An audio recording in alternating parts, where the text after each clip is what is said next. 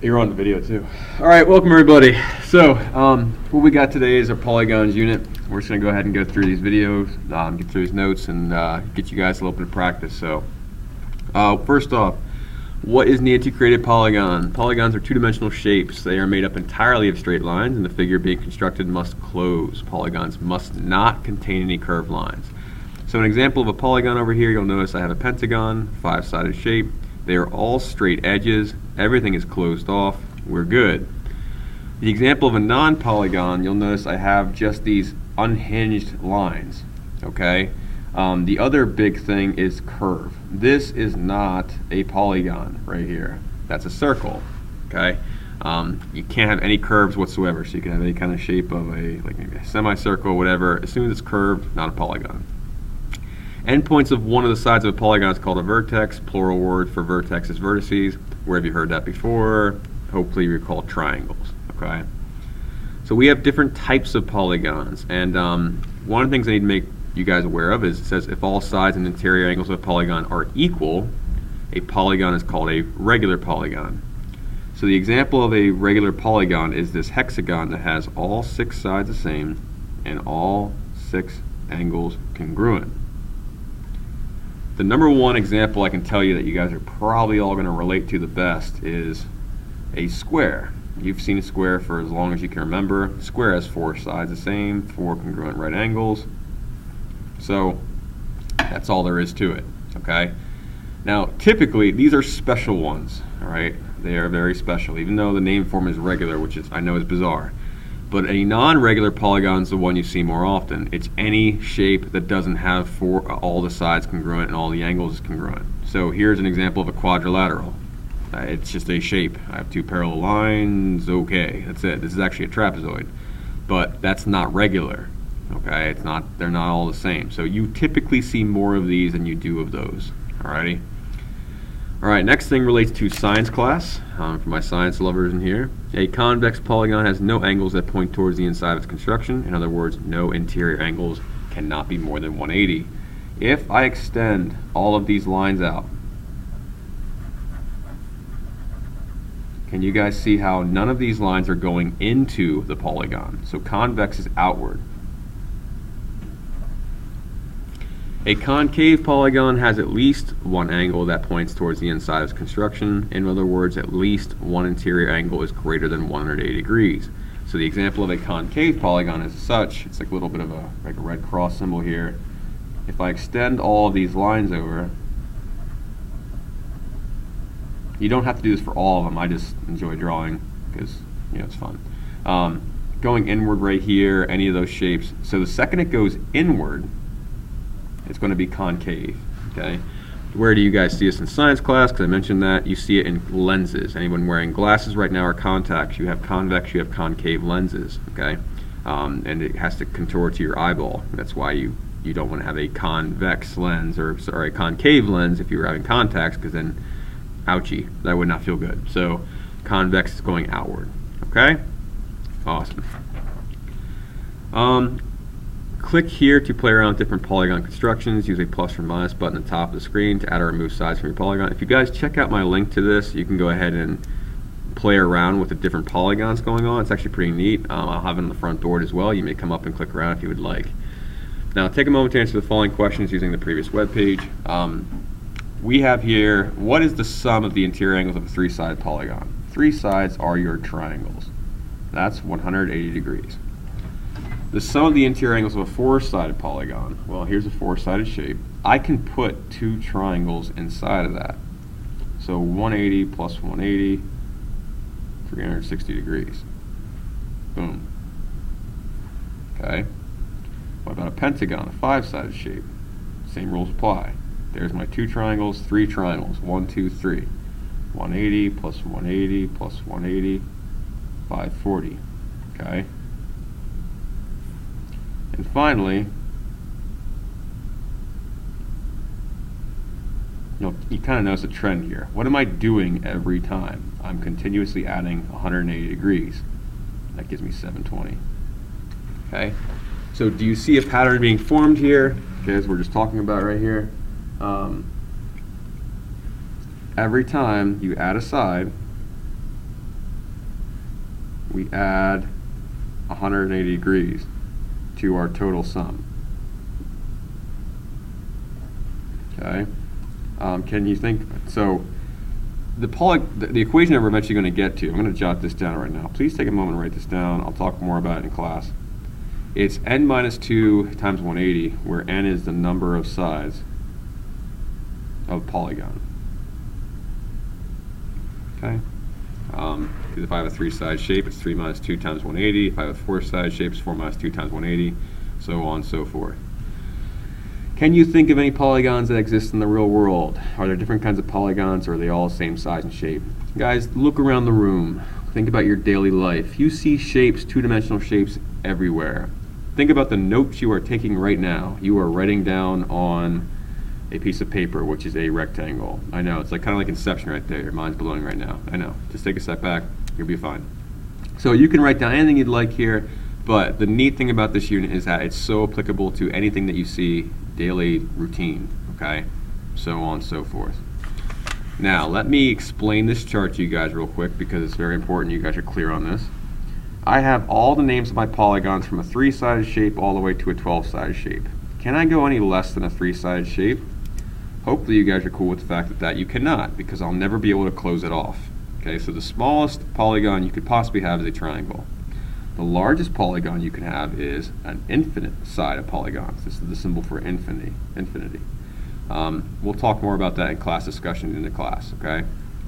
But all this is saying over here is the interior angle for a regular polygon. A regular polygon means all 3 angles are the same. So for a triangle, the sum is 180. Take 180, divide it by 3, I get 60. For a quadrilateral, it's 360 degrees. Divided by 4, I get 90. 540 divided by 5 equals 108, so on and so forth all the way down. I keep adding 180 each time. That's what that's saying. Please do not think that these angles are the sum of the interior angles. That is not the case.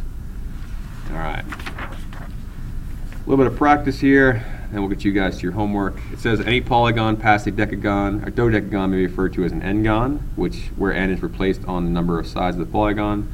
So a 27-sided polygon must just be called a 27-gon. Classify the following polygons by the appropriate name. 1, 2, 3, 4, 5, 6, 7, 8, 9, 10. 10 sides. Decagon. Refer back to your chart to help you out. Okay? Here, I use tick marks to help me count because it just makes your life easier so you don't recount sides or forget sides. 1, 2, 3, 4, 5, 6, 7, 8, 9, 10, 11, 12. Dodecagon. Both of these are polygons because they are straight sides and they are closed off. Alright, diagonals. A polygon's diagonals are line segments from one corner to another, but not to the corner directly adjacent to the starting point. The example of a diagonal. You start here and you go across. Why would I not want a diagonal from here to my adjacent side? Well, I'm just reforming a side that's already there. Okay?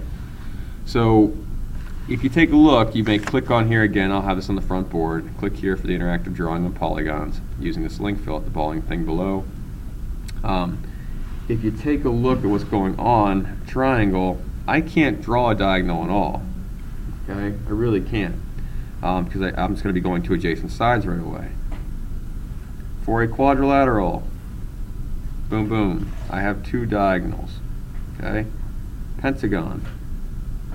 1, 2, 3, 4, 5, 5. Okay. And you don't want to redo any of them, so then here's a hexagon. 1, 2, 3, 4, 5, 6, 7, 8, and 9. Yeah. Okay. So I believe it's 9 right there. Okay. So what's going on? Well, from here to here I'm adding 2.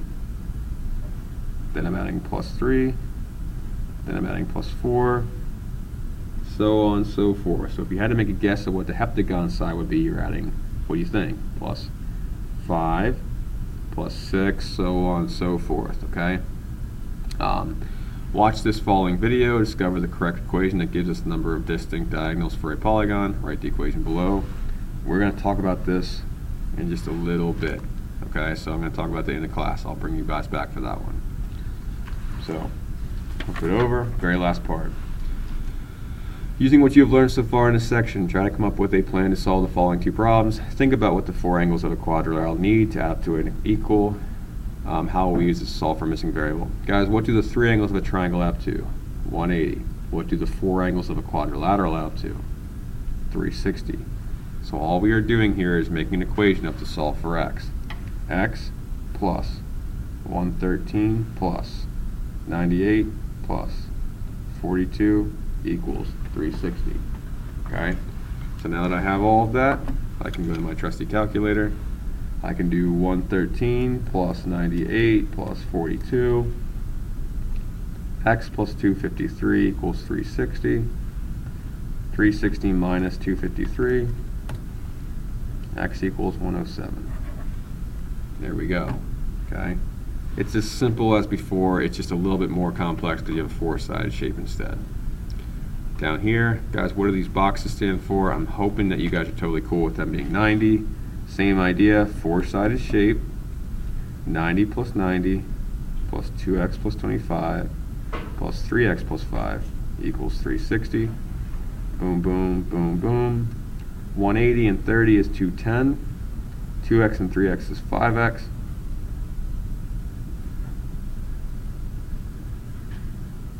X equals 150. X equals 30. And you always have the opportunity to plug this back in to figure out what you need. Okay? Alright.